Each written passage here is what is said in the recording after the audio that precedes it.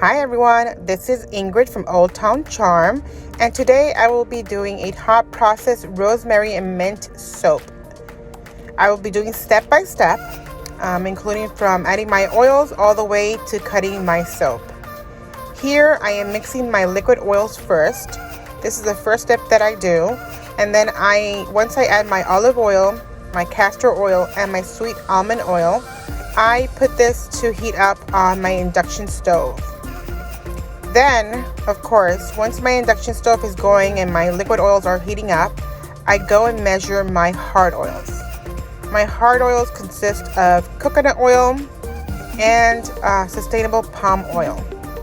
A lot of people have issues with palm oils. They just because of the environment, but I am using a really good palm oil that is farm made. It doesn't hurt any environment and any habitat.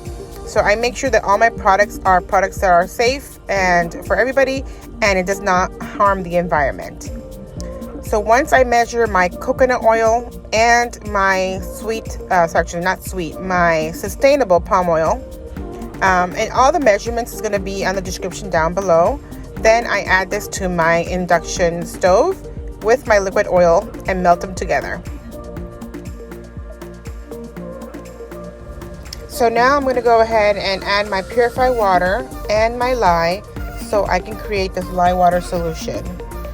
For those of you that are new to soap making, whether it's cold process or hot process, I highly recommend that you use soapcalc.com. That website was really good for me. Even though I learned from a lot of soap books from like Anne Marie's, from Brambleberry, I saw multiple videos. I still was a bit confused of how much of each product I should use to make a good soap. And definitely Soap Calc was the best for everything regarding percentages of each oil, the percentage of lye, of water, even fragrance. So I highly recommend you use that if you're a beginner soap maker, and it's soapcalc.com.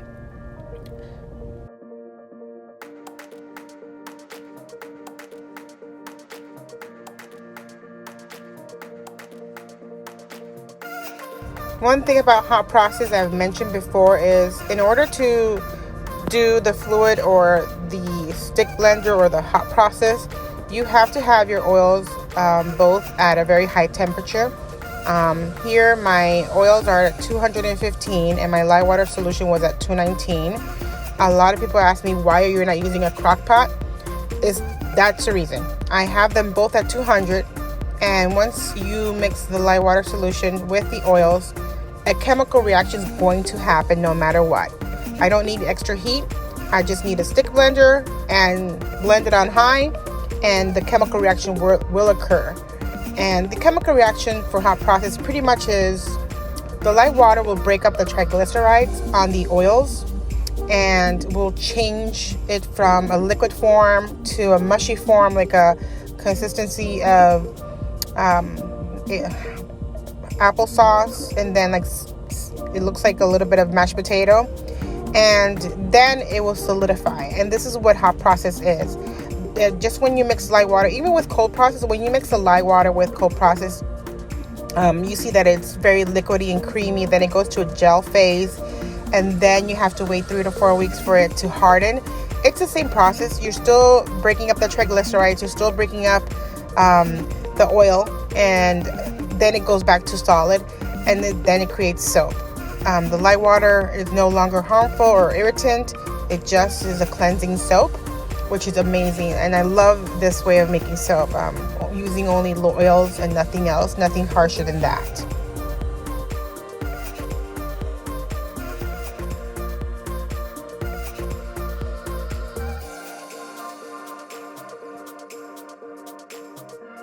So one of the things about hot process is you always have to be close to it. I barely covered this and the reaction happens so fast. The other thing that I want you guys to know is to always use your goggles, your long sleeve, your gloves. The gloves that I'm using right now are not the best for hot process, and I learned my lesson while doing this soap. I did have some splatter and it hit my glove, but it was so hot that I felt it and it did leave a mark. So make sure that you're using specific gloves that are heat resistant and long ones that can go all the way up to your arms, so you don't want your arms to get burned, and your hands. So make sure that you're wearing your goggles, your long sleeve, and your gloves. You see, this is super hot at 234, and this did splatter on me, and yes, I'm still feeling the pain right now.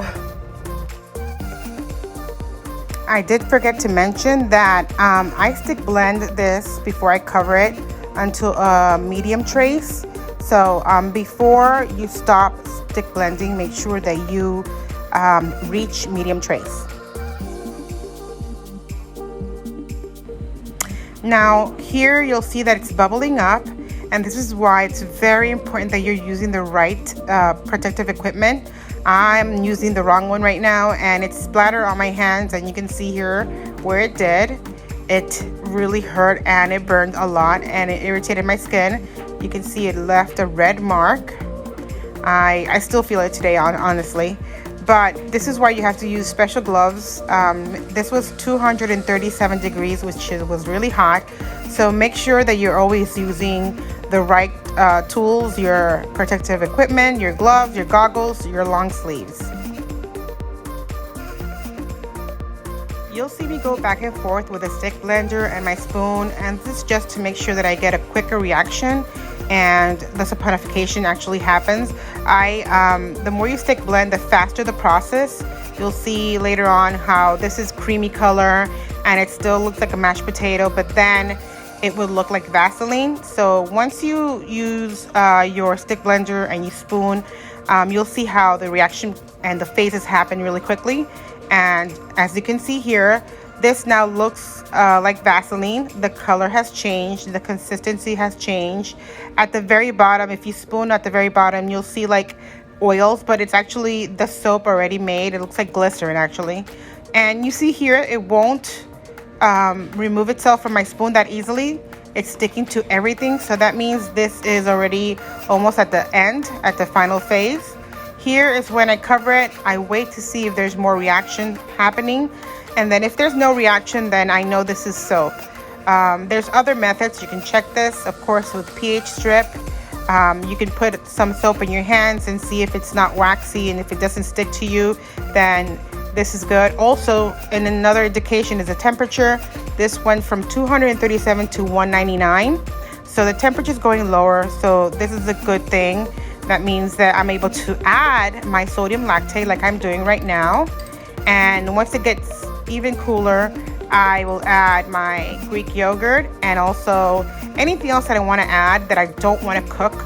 So make sure that it is cooled down, especially fragrances. Every fragrance has a flash point. So read your bottle. You can also call the manufacturer or the company that you purchased it from, and they can tell you if you can pour this at a certain temperature. Here I'm testing the soap and it's not sticking to my hand. It's not that waxy, and you see how it just breaks apart really easily. That means this is already soap.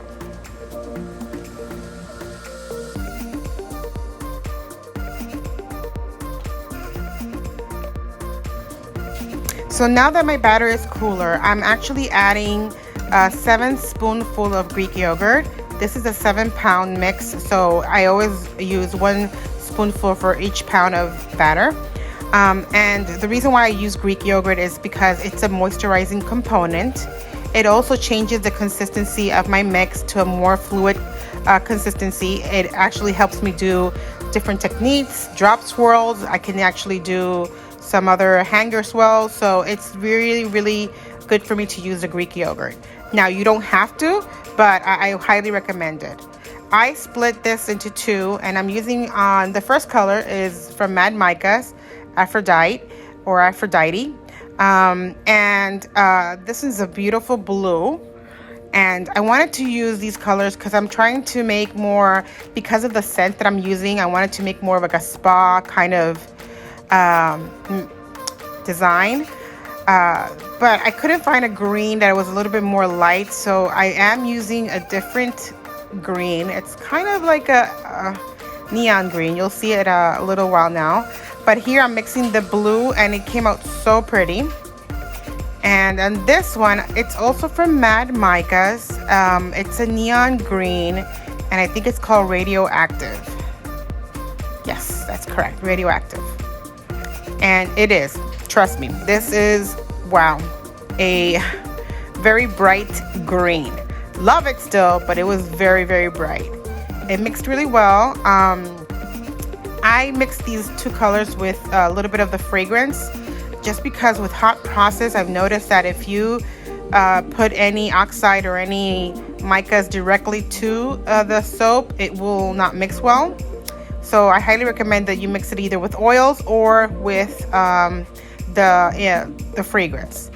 I added the fragrance and it's from Aztec Candles. It's a new company that I've been working with and I love it.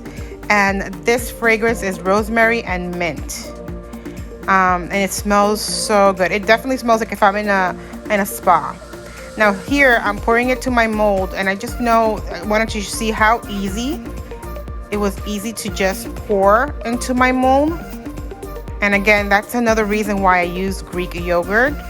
And sodium lactate makes it easier to mold and unmold at the same time. So here I'm just pouring the last bit of my blue on top. I'm making a two-tone design and I had a little bit left over, so I just made some, whatever you can make with hot process on the top. So I swirled it a little bit. And then of course I let this dry for 18 to 24 hours. I actually unmolded 18 hours. Hot process is solid within 3 hours, but I always wait that long just to make sure that everything is good.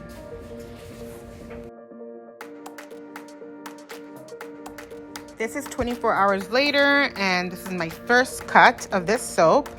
And I love the colors. They came out so beautiful. That green is bright, but it's still very beautiful. And I think it goes well with this teal blue. The fragrance is amazing. This is Rosemary and Mint from Aztec Candles, and I'm not complaining at all. I've been using them for my candles, and they do sell fragrance for soap also. And they're amazing. I can't complain. I don't know. I have to find out where they're actually located. I'm in Florida, so it took me longer than Candle Science, but I'm not complaining. The prices are pretty good. If anybody wants to use it, I'm not being paid by them at all, but the prices are pretty good. I think the delivery was good too. It just takes a little bit longer than Candle Science, but I think that I'm in Florida and Candle Science is in North Carolina, so I think it comes here sooner than Aztec Candles, but I really don't know where Aztec Candle is located, so I have to find out. But here you see the cut. This is just beautiful. Some of the colors do not mix that well, so you see some white soap, which is fine. But this soap came out so nice. I wish I can have smell-o-vision so you guys can smell the Rosemary and Mint. My house smells like a spa right now. And I love the sodium lactate. This bar is so hard.